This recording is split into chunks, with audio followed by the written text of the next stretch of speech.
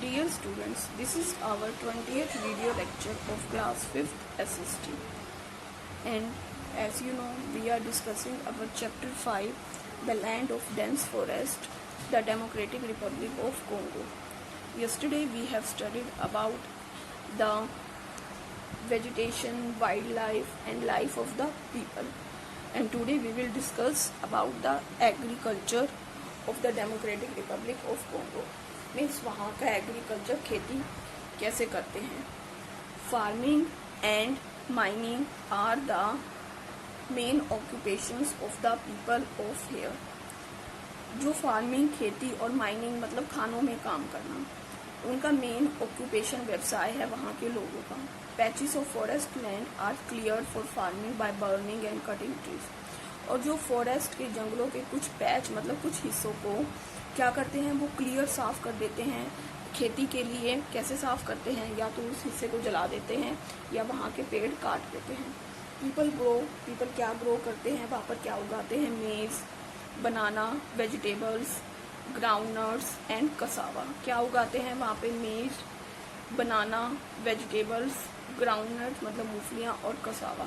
ये कसावा क्या है, they get tapioca from the cassava plant. Cassava एक प्लांट है, एक पौधा है जिससे उन्हें क्या मिलता है, वे प्राप्त करते हैं टेपियोका. और tapioca is use to make a type of bread. और टेपियोका से वो क्या बनाते हैं, टेपियोका से वो बनाते हैं एक तरह का ब्रेड बनाते हैं. ऑयल पाम, और पाम ट्री से वो क्या प्राप्त करते हैं, पाम ट्री से वो पाम ऑयल प्राप्त करते हैं. And palm oil is use to make cooking oil. और पाम ऑयल क्या है, कुकिंग ऑयल को, ऐसे कुकिंग ऑयल वो यूज करते हैं खाना बनाने के लिए. They have also started growing cash crops. और उन्होंने क्या शुरू कर दिया है, क्या उगाना, कैश क्रॉप्स को भी उगाना शुरू कर दिया है. Like rubber, coffee, groundnut, rice and cotton. ये क्या है, कैश क्रॉप्स हैं. कैश क्रॉप्स कौन सी हैं, लाइक रबर, कॉफ़ी, ग्राउंडनट मतलब मूंगफली, राइस एंड कॉटन. इंडस्ट्रीज, वहाँ के उद्योग कैसे हैं. The main industries of Democratic Republic of Congo are, उनके मेन इंडस्ट्री क्या हैं, टेक्सटाइल. टेक्सटाइल मीन्स कपड़े का काम. Chemicals, paper, soap, cement and cigarettes. These type of industries are there. These industries are located mostly in big cities. और ये जो industries हैं ये बड़े शहरों में हैं ज़्यादातर. Like Kinshasa, Lubumbashi and Matadi. Matadi is the biggest port and railway terminal. और जो मटाडी है ये बहुत बड़ा पोर्ट है और रेलवे टर्मिनल है. The country has many important mineral resources such as. और यहाँ पर इस कंट्री में बहुत ही ज़्यादा खनिज रिसोर्सेज हैं, जैसे कि इंडस्ट्रियल डायमंड मिलते हैं, गोल्ड, सोना, यूरेनियम, कॉपर एंड टिन. इस तरह के बहुत सारे मिनरल रिसोर्सेज हैं, खनिज मतलब संसाधन हैं यहाँ पर मिलते हैं. It is the world's largest producer of industrial diamonds and cobalt. ये वर्ल्ड का सबसे बड़ा प्रोड्यूसर है, प्रोड्यूस करने वाला, बनाने वाला इंडस्ट्रियल औद्योगिक डायमंड्स, हीरे और कोबाल्ट. मतलब यहाँ पे सबसे अधिक मात्रा में ये प्रोड्यूस किया जाता है. Mining is an important industry of this country. और खान भी यहाँ पर बहुत अधिक मात्रा में मिलते हैं, इसलिए यहाँ की ये बहुत ही ज़्यादा इम्पोर्टेंट इंडस्ट्री, इम्पोर्टेंट मतलब बहुत ही ज़्यादा महत्वपूर्ण उद्योग है इस कंट्री का. कटांगा लोकेटेड इन साउथ जायरे. कटांगा एक प्लेस है जो कहाँ लोकेटेड है, साउथ जायरे में. Is rich in minerals. और ये बहुत ज़्यादा रिच है मिनरल्स में, मतलब यहाँ पे बहुत अधिक मात्रा में मिनरल्स मिलते हैं. Democratic Republic of Congo is also rich in water resources. और यहाँ पे वाटर रिसोर्सेज, पानी के बहुत अधिक संसाधन हैं. With the help of its dams, और डैम्स की हेल्प से it may become a leading producer of hydro electricity in the world. और इन डैम की हेल्प से ये बहुत ही ज़्यादा इट मे बिकम बन गया है बहुत ही बड़ा लीडिंग प्रोड्यूसर मतलब हाइड्रो इलेक्ट्रिसिटी क्या होती है, जो पानी से इलेक्ट्रिसिटी बनती है, पानी से जो बिजली बनती है वो बनाने वाला ये बहुत बड़ा प्रोड्यूसर बन गया है, क्योंकि यहाँ पर पानी के रिसोर्सेज बहुत ज़्यादा हैं, इसलिए यहाँ पर पानी से बिजली बनाई जाती है। संसार में बहुत अधिक पानी से बिजली बनाई जाने वाला ये देश बन गया है।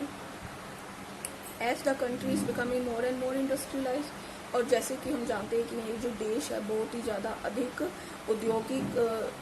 औद्योगिकरण यहाँ पर इस देश का हो गया है, बहुत अधिक उद्योग खुल गए हैं, जिसके कारण जो इन लोगों का जीवन है वो भी चेंज हो रहा है। Life of the people in big cities here is very similar to the life of the peoples in big cities in other parts of the world. और जो लोगों का जीवन है बड़े शहरों में वो बिल्कुल ही सिमिलर एक जैसा है जैसे कि दूसरे संसार में बड़े शहरों में लोगों का जीवन है। Kinshasa the capital of Democratic Republic of Congo, ये जो किनशासा है ये क्या है, कैपिटल है, डेमोक्रेटिक रिपब्लिक ऑफ कॉन्गो की ये कैपिटल है। With a population of about 1 million people, और यहाँ की पॉपुलेशन कितनी है, जनसंख्या कितनी है, 1 मिलियन पीपल है। Is the largest city in the country, और ये बहुत बड़ी सिटी है कंट्री में। कौन सी कंट्री में, democratic Republic of Congo. It is a prominent river port, और ये बहुत ही बड़ा प्रमुख मतलब नदी बंदरगाह है, मतलब यहाँ पर बहुत ही महत्वपूर्ण बंदरगाह मिलता है, बंदरगाह है यहाँ पर। The country has a good network of roads and railways, और इस कंट्री में मतलब बहुत ही अच्छा नेटवर्क है, मतलब रोड्स और रेलवे, सड़कें और रेलवे यहाँ पर बहुत अच्छे हैं। The cities are well connected with other parts of the country, और जो सिटीज़ शहर हैं वो आपस में एक दूसरे शहरों से बहुत अच्छी तरह जुड़े हुए हैं। किस तरह से, by with the help of roads and railways. Lakes and rivers are use for navigation, और जो लेक्स, झील और नदियां हैं वो डायरेक्शन के लिए यूज़ की जाती हैं, दिशा दिखाने के लिए यूज़ की जाती हैं। It has a well developed air transport system, और यहाँ पे जो एयर ट्रांसपोर्ट सिस्टम है वो भी बहुत ज़्यादा अच्छा है, मतलब हवाई यात्रा भी यहाँ पर बहुत अच्छी है। Like other Asian and African countries, और दूसरी एशियन और अफ्रीकन कंट्रीज़ की तरह ही democratic Republic of Congo is also progressing fast, और जो ये कंट्री है बहुत अधिक प्रोग्रेस कर रही है, सफलता प्राप्त कर रही है, मतलब आगे बढ़ रही है।